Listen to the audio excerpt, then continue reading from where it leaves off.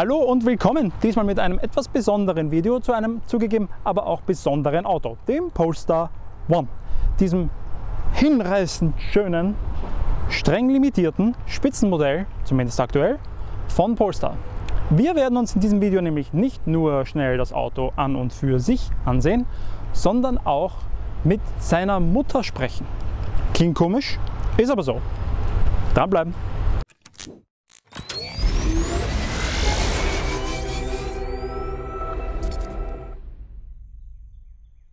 Geschmäcker sind natürlich verschieden, aber zumindest für meinen Geschmack ist der Polestar One das wahrscheinlich schönste Auto, das in den letzten Jahren überhaupt auf den Markt gekommen ist.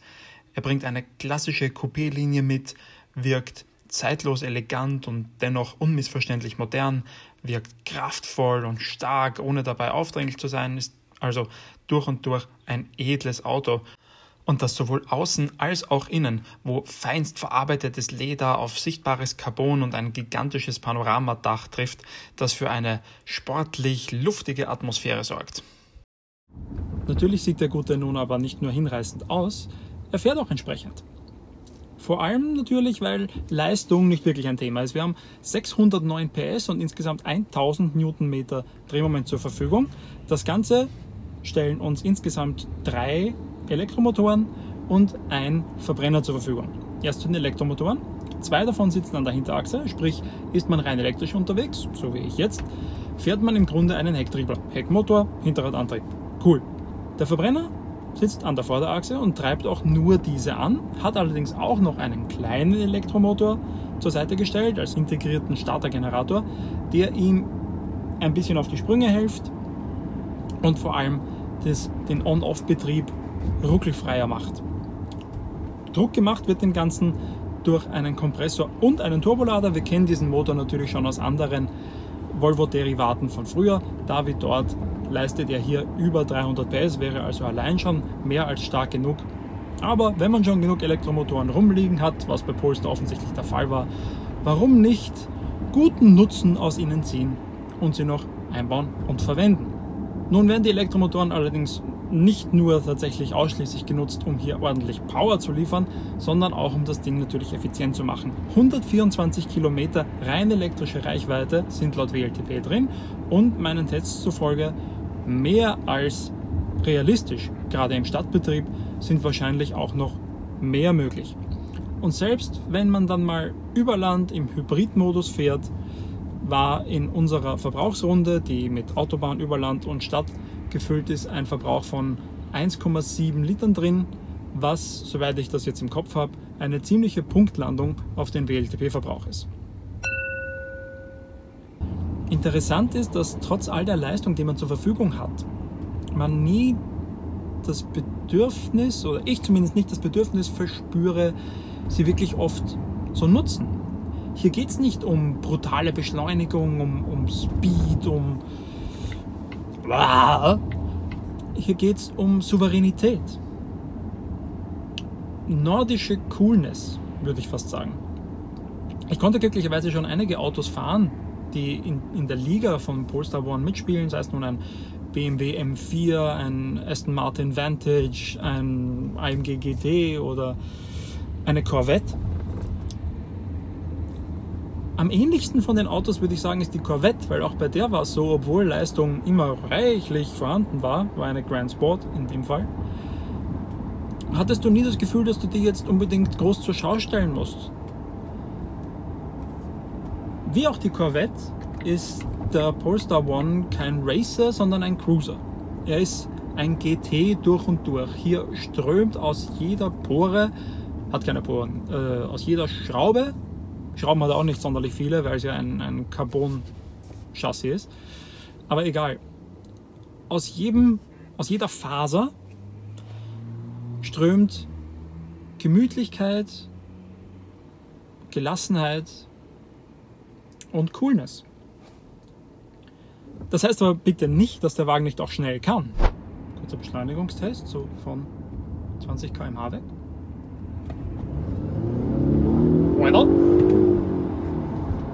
Ja, also, und dass er nicht kompetent wäre. Er hat ein mechanisches Torque Vectoring an Bord. Er hat eine Akebono Bremsanlage, die wirklich nicht unwesentlichen Kilo dieses Plug-in-Hybriden sehr gut unter Kontrolle kriegen kann. Er hat eine gefühlvolle Lenkung, gute Sitze. Also wenn man hier mal wirklich Kurven räubern möchte, dann geht das wirklich gut. Auch die Ölinsdämpfer, manuell verstellbar, in 22 Stufen, genau wie auch beim Polestar 2. Ich verlinke euch hier mal das Video zu unserem Test von ihm. Erlauben Langstreckenkomfort, aber auch wirklich hohe Kurvenspeeds. Also du kannst schon wirklich schnell fahren in dem Ding. So ist es nicht. Wie dem auch sei. Es ist hier ein interessanter Spagat gemacht worden, der am Ende ein wirklich spannendes Auto rauskommen lässt. Und wie dieser Spagat genau zustande gekommen ist, das lassen wir uns jetzt, oder ließ ich mir von der Dame erzählen, die dafür hauptverantwortlich war. So now, with me here in this more or less meeting, as close as we can get in the year 2021, is the mother of the Polestar 1, which I was introducing earlier, Sofia Björnesson. I hope I said that correctly. Very nice, very nice. Thank you so much. Well, first of all, could you just describe your role within Polestar as of now? Yeah, my role at Polestar as of now is that I'm actually responsible for all our commercial cars, meaning press cars, internal fleet cars, display cars, concept cars, whatever you see on a press drive or in an event. Me and my team is responsible for making them look as good as possible. In this, we're also close collaboration with the programs or the car projects. So if we, in an early stage, because often we take care of also early pre-series cars in our fleet, and we work very close together. So yeah. Getting back to how you were introduced to me at the Polestar 2 event, the mother of the Polestar 1, that's something that struck me. That was worth remembering. Now it sounds like there was a pretty big shift in your responsibilities then, because were you in the development team of that car or project lead, or what was your role with that car? Yes, 5 years ago when I started or it's more than 5 years ago, I started at Polestar. I started as a kind of commercial project leader for Polestar 1. At that time, we were a very small company. We were only 46 people. Yeah. Of course, we had the project team from Volvo supporting us in developing this car, but meaning that we are only 46 at Polestar, we have to do a lot of things. So I was very close to the technical team. We worked close together, the technical project leader and me, and we tried to get the offer as good and attractive as possible to the customers regarding how the car looked, the feel of it. Of course, pricing is one thing, volume is another thing. But I was involved in everything around the car, and also had to travel with it from early prototypes until the cars we have now, all over the world, talking about them, meeting people at events, meeting journalists, driving with journalists, riding with journalists. So it was, we were everywhere with this car, and it was. It's the best time.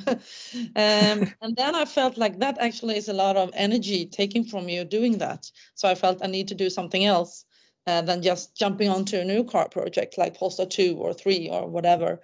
So I decided that I came up with my own role to take care of all the internal fleet, but also be very close in contact with the car projects, all of them. So you have to work with all cars that we are doing, which is fun.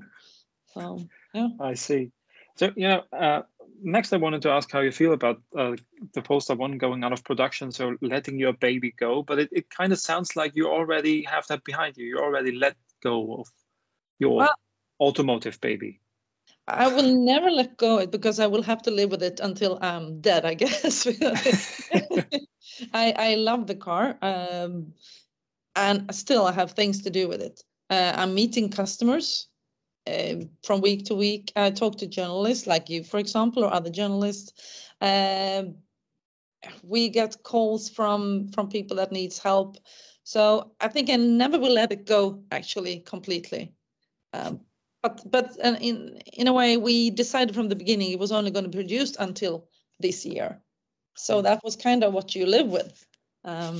And I just feel that I just have to take care of the individuals we have out on the markets instead.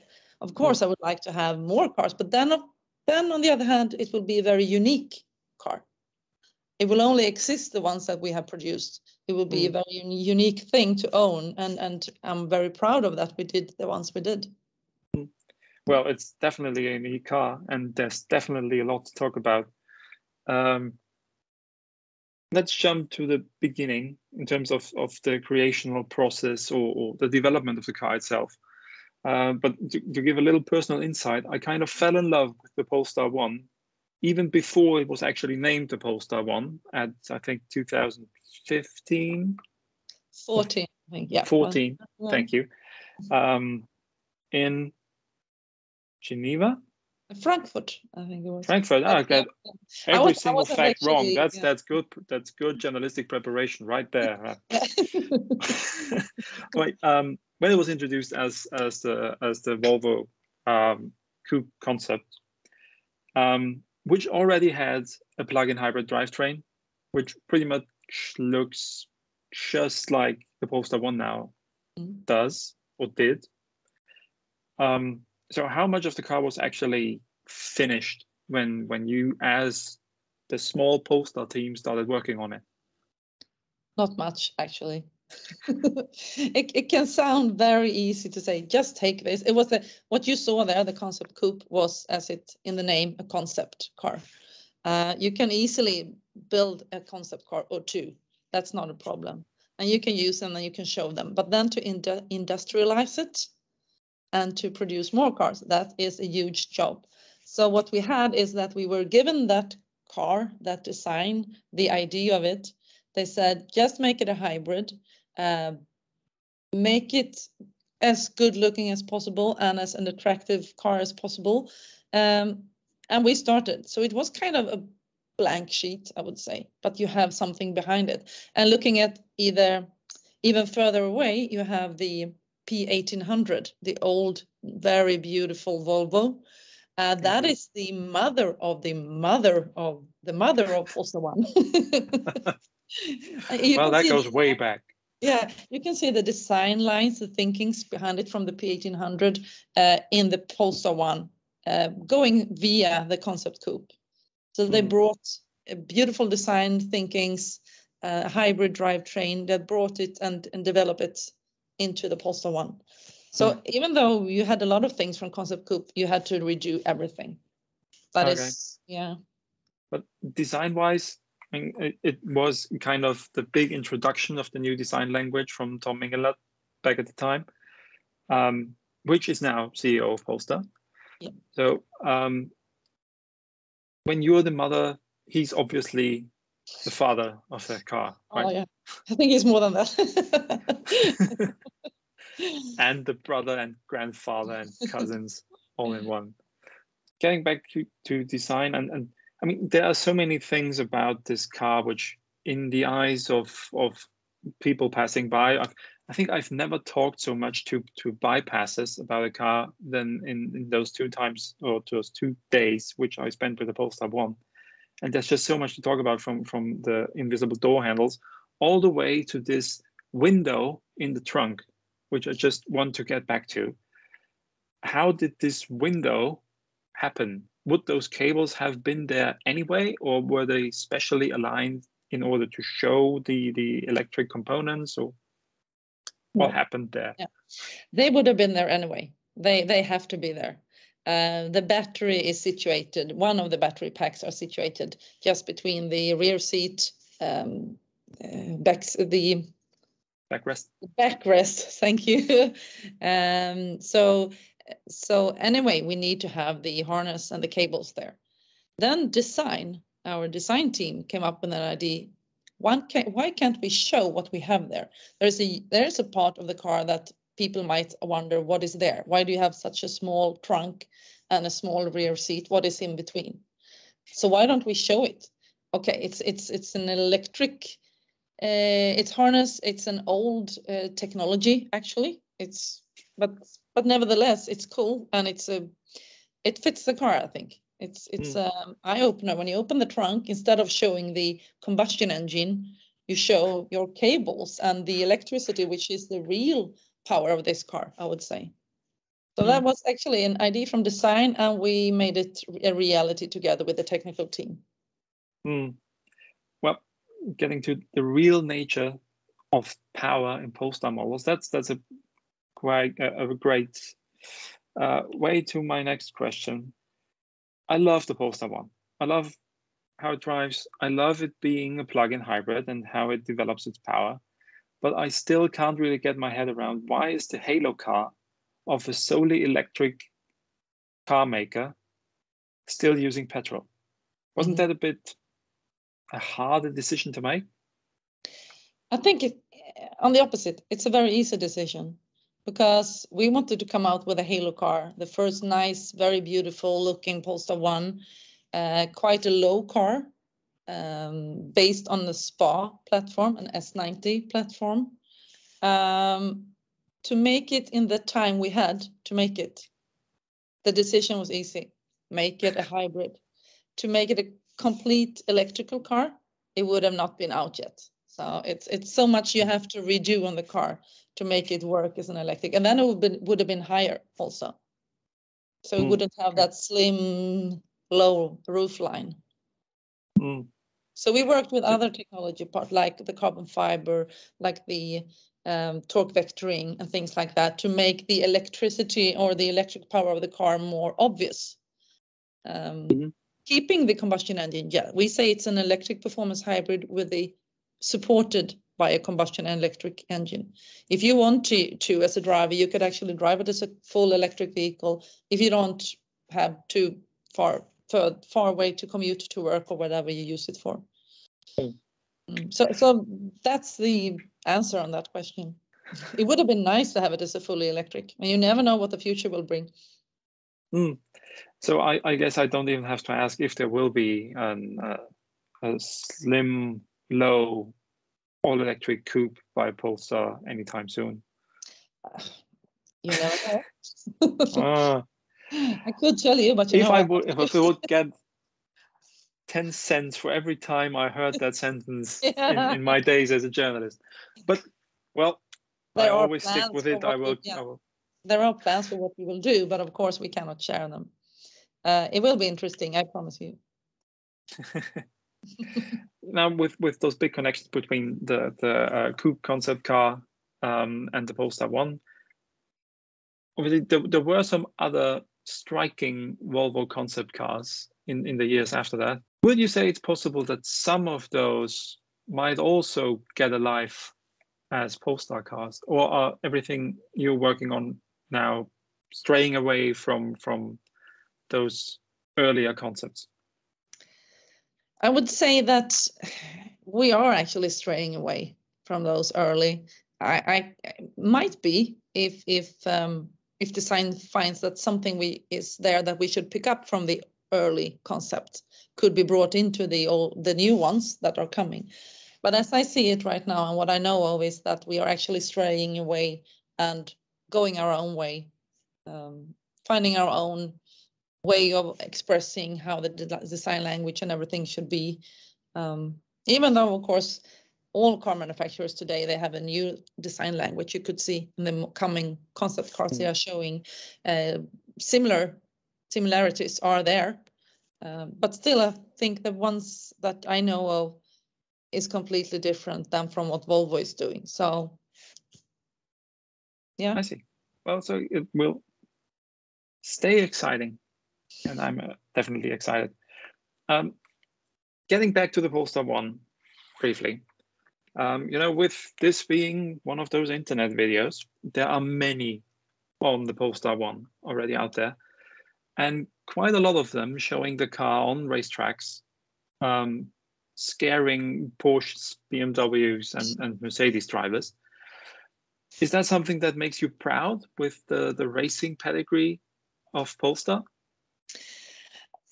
I could say both yes and no, but what I love about this car, and you have been driving it, I have been driving it a lot. What I love about this car is to put it on a nice road, these smaller roads, curvy ones, winding roads, and feel the power of the car there. A racetrack is one thing. You could press the car. But if you press it so much that you don't have any electric power left, you will only have a front wheel driven car. That is not so fun. You will have to feel the whole full potential of the car with the torque vectoring. And I feel that better when I'm driving on the road. That's at least my opinion. I understand that it's fun to take it out on the racetrack. And we have a race history, Polestar per se. But still, it's not made for racetrack, even though it fits very well there. It's nice, it's good looking, it behaves. So it's not that I don't like it, but I still feel that if you want to feel the potential, the full potential of the car, bring it out on a smaller road where you actually have to take curves. It's a winding road. Feel regeneration when driving up hills and down hills. It's a much better feeling of the car and what it can give you. If you would have 10 words to describe the Polestar 1, what is it? 10 words. Beautiful. Well, let's make it less than 30 seconds. It is a very beautiful design. It is an athlete, but it's a long distance running athlete. You can have the electric power. You can feel the torque vectoring of the car. You still have, it's a head turner, as you said, when driving it. People look at it. People wonder what it is. It gives you pleasure. You have a smile on your face when you drive it, even if you sit in it. So I would say it's pure happiness. Well, I think that's a nice bombshell, and pretty much all we have time for today. So, Sofia, thanks again very much for your time. No problem. And the insights. We talked a lot about the past and the future without revealing too much, which I've only just realized. So, very, very clever interview. No, seriously. Thanks a lot for your time, Sofia. It was a pleasure talking to you. Thank you. And I'm looking forward to seeing you again, hopefully soon, at an event, and talk about new babies. They will come. Ihr habt es schon von der Mutter selbst gehört und ich kann mich diesem Fazit nur anschließen. Der Polestar One ist ein köpfeverdrehender Langstreckenathlet, der auf eine geschwungene Landstraße gehört, sich aber auch auf einer Rennstrecke wohlfühlt. Zumindest solange die Akkus voll sind. Was er aber natürlich auch ist ausverkauft und ausproduziert und ziemlich teuer. Das war er schon neu und nicht zuletzt, weil der Gebrauchtwagenmarkt in letzter Zeit komplett verrückt spielt, wird er das in Zukunft wohl noch mehr werden. In meinen Augen allerdings vollkommen zu Recht. Genau wie der erwähnte Volvo P1800 ist der Polestar One heute schon ein garantierter Klassiker mit Sammlerwert. Danke jedenfalls für eure Aufmerksamkeit. Wenn ihr Feedback habt, hinterlasst es sehr gerne in den Kommentaren. Wenn es euch einfach gut gefallen hat, was ich hier so mache, lasst uns doch ein Abo da und nicht vergessen, das kleine Bell-Icon zu drücken, damit ihr Notifications bei neuen Videos bekommt. Bis dahin, bis zum nächsten Mal, vielen Dank und adieu.